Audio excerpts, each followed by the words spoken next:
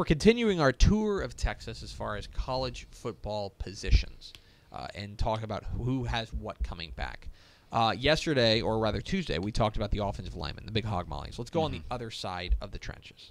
Let's talk defensive linemen. And look, this is a weird conversation because if there is a position in the state of Texas that has the guy, it's defensive line. It's not even close. It's Ed Oliver, Yeah. the defensive lineman at Houston. Yeah. He is undoubtedly, unquestionably, undisputedly the best defensive lineman in the state of Texas, arguably the best player in the state of Texas. In the nation. In the nation. Yeah. He's the reigning American Athletic Conference Defensive Player of the Year. I mean, yeah, yes. So this should be a short conversation. Right. If we were just saying, who's the best defensive lineman in the state? I know. It's Ed Oliver. Yeah. We so did we it. can end it here and let's That's have gonna lunch. do it for us. Thanks for, no. Okay. There's more to this, though. Because this is not, we are judging these based on units. We're not judging these based on individuals. Right. Now that And we've moved into the offensive line and defensive line portions correct. of this. We want to judge them kind of similarly. And so I dove into the numbers from Football Outsiders, footballoutsiders.com. They do great work as far as talking about the more advanced stats because it's really hard to judge offensive and defensive lines. They've found a way to help to kind of get a grasp on how good these offensive and defensive lines are. And so Houston brings back – it's also hard in a lot of respects to identify who the starters are because there is so much rotation now. But I will say that a team like Houston brings back 3 of their 4 starting defensive linemen. But here's the thing, is that if you look at the numbers, the advanced statistics, Houston's defensive line last year was good.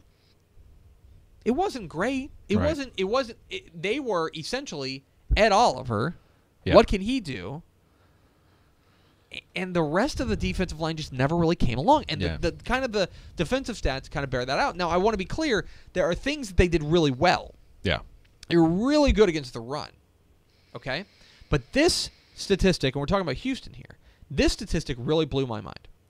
They were 67th in the nation in adjusted sack rate. Yeah. Okay? Which means that they're taking the rate of dropbacks and how often you sack the quarterback base. They were 67th.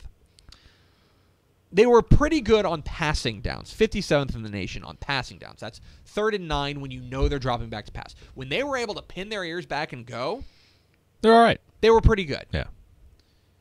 117th in sack rate on standard downs. So on 2nd and 6, when it's a pass or run situation, they did not get to the quarterback. Yeah. And that really drags down a lot of their rankings. You look at this, there were things that they did really well. Most of them were against the run. Yeah.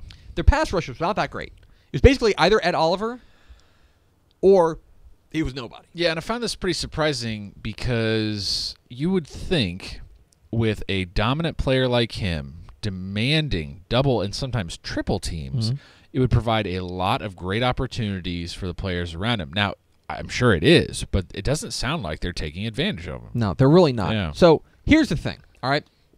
Ed Oliver had 5.5 sacks last year, okay, which for an interior defensive lineman is nuts. I mean, that's insane. The next defensive lineman was Nick Thurman, who had 2. They got good sack that when they got pass rushes, or like when they got pass rush, it came from linebackers, it came from blitzes. Yeah. But as far as the push up front, as far as the pass rush, outside of Ed Oliver, it just wasn't there. Yeah. And so, really, that kind of stunned me in kind of crunching these numbers. So let's now zoom out. We talked enough about Houston. Ed Oliver is the best defensive lineman in the state. That's the end of the conversation. Yeah. There's other guys who are really, really good. Ben Banagu who at TCU was fantastic. Guys like Kevin Strong at UTSA was really good. Brian Womack from Rice, who since graduated, of course. Marcus Davenport, Matt Boson from TCU. A lot of really good guys. Justin Lawler from SMU, but those guys are gone. So let's take a look at who's got what coming back.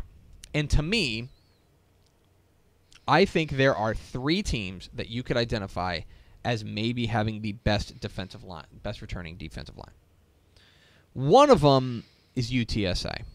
UTSA had a pretty good defensive line, and it wasn't just Marcus Davenport. Right. The defensive line was actually pretty solid. They bring back 2 of the 3 guys that they kind of declare as starters, right? They're bringing back Kevin Strong up front, who was an all-conference guy. They're bringing back Balin Baker at the defensive tackle spot. They've got some good depth there as well. So I think UTSA has a very good defensive line coming back as well. I even want to give a little bit of a nod here to Texas A&M. They weren't overwhelmingly great on the whole, but they bring back pretty much everyone. Yeah. They had just lost their best player. They had just lost their best player. Yeah. If they take that step forward in the new Jimbo Fisher defense, then they've got we know that they've recruited well at the defensive line. Yep. If those guys can take the step forward, I think they're the dark horse to be the best returning defensive line in 2018. Yeah, and that's one of the few units with a new head coach you look at and you go, I think they can be. Yes. You know, if I was going to bet on a group to be better this year on that upward trajectory, I would bet on them. Yeah. I look at Texas, okay, and they are bringing back 2 of their what they call 2 of their 3 starters up there. But really, what impresses me most is the quality of guys they've got coming back with their depth. Okay, Charles Omenihu coming back, Gerald Wilburn coming back, Chris Nelson defensive end spot, Malcolm Roach who really flashed at times. They got Taquan Graham that I know they're very high on. Brecken Hager is back, if you want to call him defensive end kind of stand-up all guy. All over the place, yeah. They have a lot of talent. Even though they lose Poona Ford in the middle, I think they've got a lot of talent coming back to make them, at least in the conversation, as the best defensive line returning. But to me, I don't think there's really any question that the top defensive line returning in 2018 belongs to TCU. Yeah. Ben Banogu, bringing him back was so important and so imperative. Getting him back is really, really important. They bring back Chris Bradley. They bring back Ross Blacklock. They've got great depth. Corey Bethley, L.J. Collier, Joseph Broadnax, a lot of guys in the depth, because we know that TCU really likes to rotate guys and get 7, 8, 9 defensive linemen involved. They have that depth, and having that single individual guy like Banogu coming back for a senior season, I think is really, really important to them. So for me, and if you look at the numbers, they were absolutely, unquestionably the best defensive line in the state last year. They didn't have the best player. Again, we have to separate this, but as a unit, I think TCU has the best defensive line as a unit returning in 2018. Like I said, it's a weird conversation because Superman exists, right? Right. And in a vacuum, Superman's team should be the number 1 team. But the pieces around him have not developed to the point at Houston to make it so that it is that kind of they are that kind of dominant force. They need guys like Gerard Carter to step up. Not to mention, they did lose Nick Thurman, the guy who was second on that defensive line in sacks. So for me, even though they have that guy, I need to see guys develop around Ed Oliver before I'm willing to consider them the best unit on the defensive line coming back in 2018. I think it's fair, So there we go. especially if the numbers back it up.